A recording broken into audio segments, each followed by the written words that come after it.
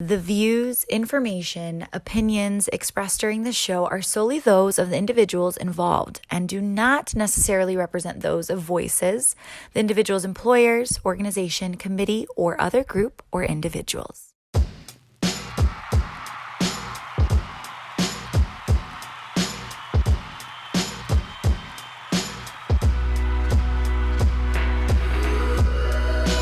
This is Voices, a space where we get to bravely share our truth, stories, experiences, and art. A ton of dope people who will motivate you, make you cry, make you laugh, bring some hope into your life, but just maybe they'll share something interesting enough to help you find your voice.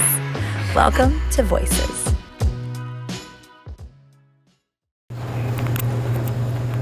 Question mark behind my ear, because I question what I hear. You can ask about my personal drive, just know that lane is clear. And these words here steered through fear, rolled down some rough roads that was wet with tears, felt from years of aggression. Imagine 400 years of oppression, and the truth hidden because the media knows forms of suppression.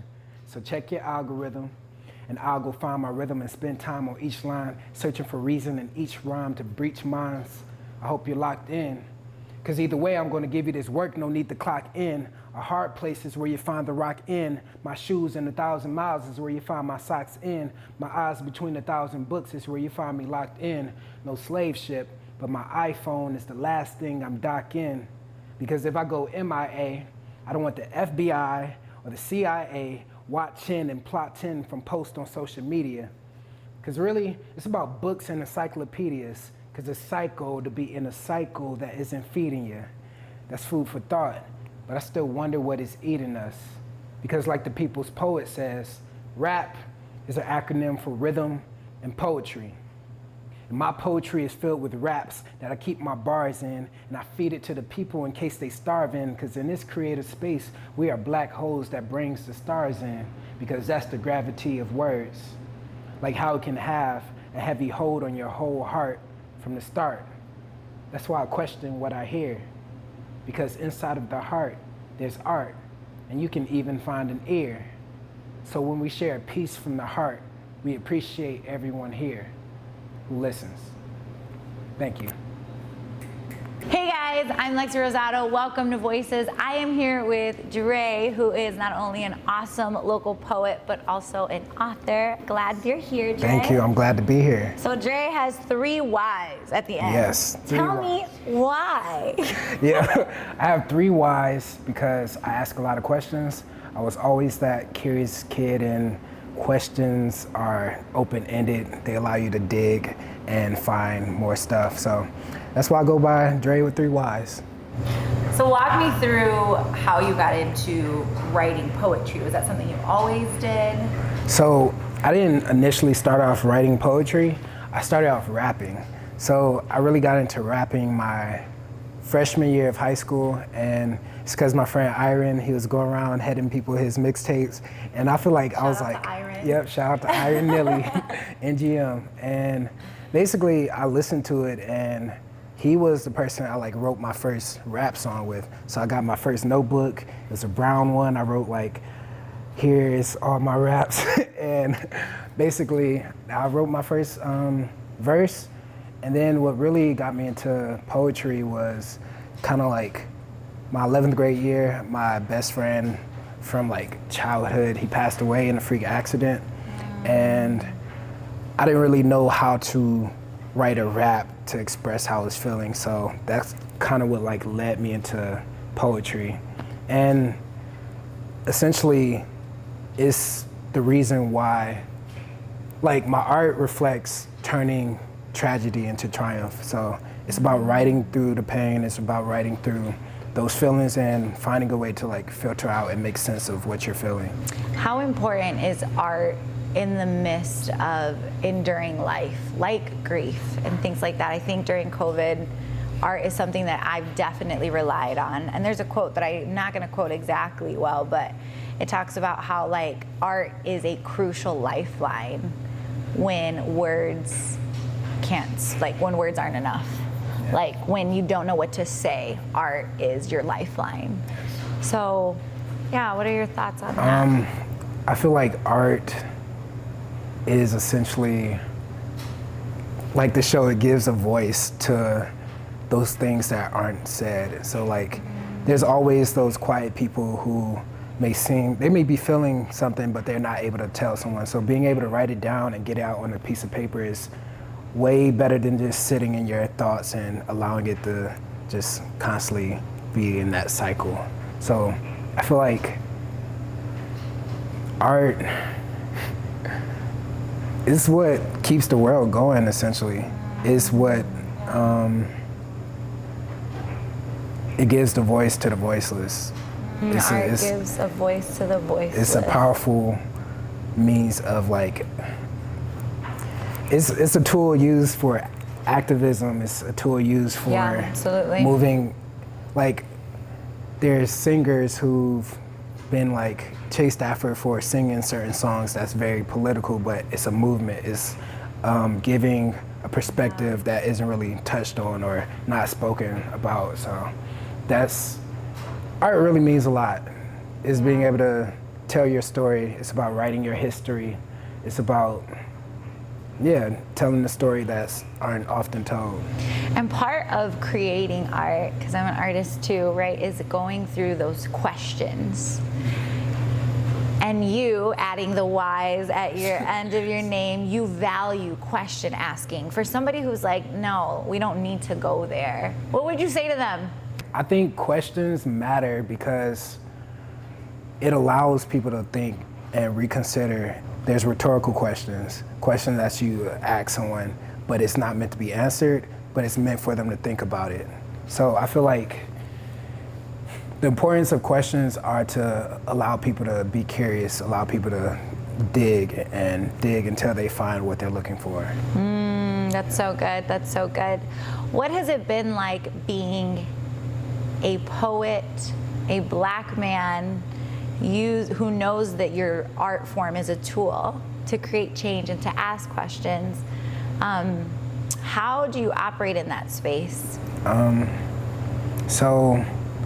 During a time like this, in particular. Yes, so I can pick up this book here. I wrote this book my last year here at Michigan State, and I started writing poems since my freshman year. So it's writing through those experiences in 2016 during that presidential time, that climate, and especially during a pivotal time in history where history is literally happening before us and it's going to happen after us. And it's about like documenting, being able to say, I was here, I'm me, I'm Black, I'm experiencing these things because of who I am and because of how people are.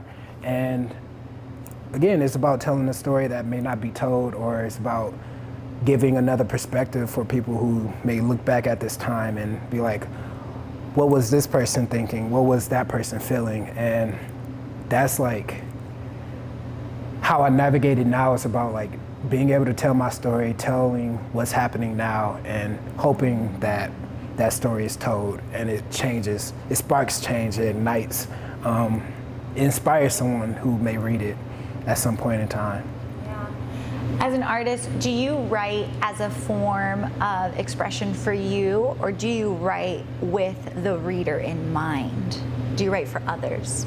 I do both. It's important to have that balance, but I think it's more important to not only write for yourself, but to write. When you write for yourself, there's always someone out there who will feel what you're feeling. Even though it may not seem that way, it may feel like you're going through that struggle by yourself, but when you get up on stage or you're sharing a poem with someone, you hear those snaps, and it just, knowing that that resonates with someone is what inspires me, and also is the thought that it may inspire someone else to pick up their pen and write what they're thinking. So I write for myself, but I also write with the reader in mind, in the hopes that they get inspired from what I'm feeling or what I'm experiencing in that moment. So tell us about the piece that you just performed. So the piece I just performed, I call it Lend an Ear, and it's essentially about the listeners. It's about people who listens to artists. It's about people who like take the time out their day to understand what is being said to them. And the poem is just about like playing with words and also kind of like branding myself in a sense, because I have a question mark behind my ear, and it's because I question all the things I hear and trying to like reflect it in different forms. So I keep thinking about kids that are out there that are like exploring, trying to figure out themselves, and even parents who are freaking out that are like, my child is undecided major and they're creative, and it's funny with your story. And all those questions led you to a direction. What advice would you give to kids who are trying to figure out their niche? It sounds like you sketch, you draw, you wrote. I would say do everything, but by doing everything, you know what pulls you, what really, you'll always come back to that one thing that you may not do. So like I draw next week, I might paint something next month, but at the end of the day, I still find myself writing something. So that's where I found like writing is my passion, and I know everything else can be a part of that passion in some facet or form. One thing you said earlier was that we talked about the power of art and art being almost like a lifeline. Has there ever been a critical moment in your life where writing was your lifeline? Yes.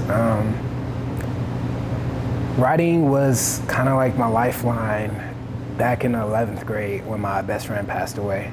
Because I didn't know how to write how I was feeling into a rap, poetry was the most freeing and therapeutic way of like processing that grief, trying to ask those questions of like why it happened, or ask myself like, what is my purpose? Why am I here? And writing was that way of reflecting, being honest with yourself, and really like digging into like who you are, because you find yourself in your writing the more you write.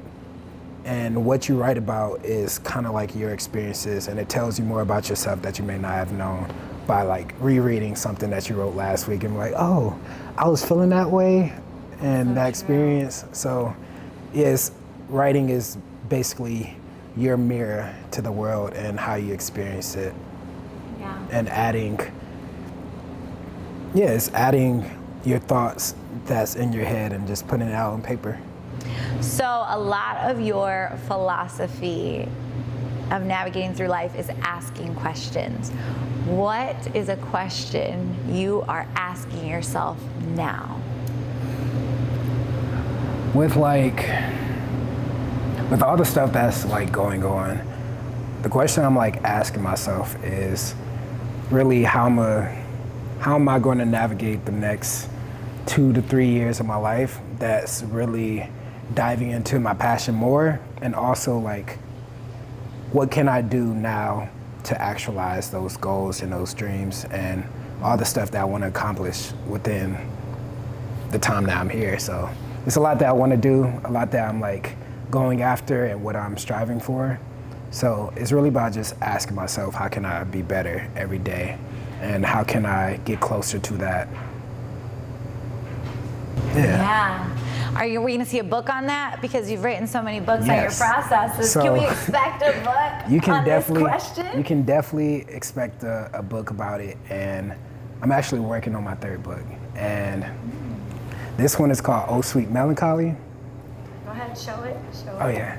This book is called Oh Sweet Melancholy. It was my very first book. Fun fact, the back of it is like a puzzle. It says, "It is okay to be lost in space." I love it. We'll have to So- get a close-up of it. Yeah. So this isn't about like life, but it's about like navigating through relationships. But the next book I'm writing about is about dreams, and it's about like how can we make our dreams a reality each day. And it's a bunch of poems about like the dreams I have. It's about like dreaming for the future, and it's about like carrying on the dreams of others in your own life. And that book is still in the works.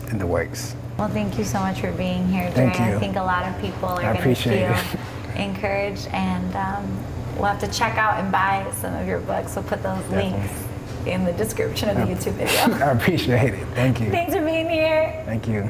This episode of Voices has been brought to you by Blue Owl Coffee and Vision Success Marketing and Consulting.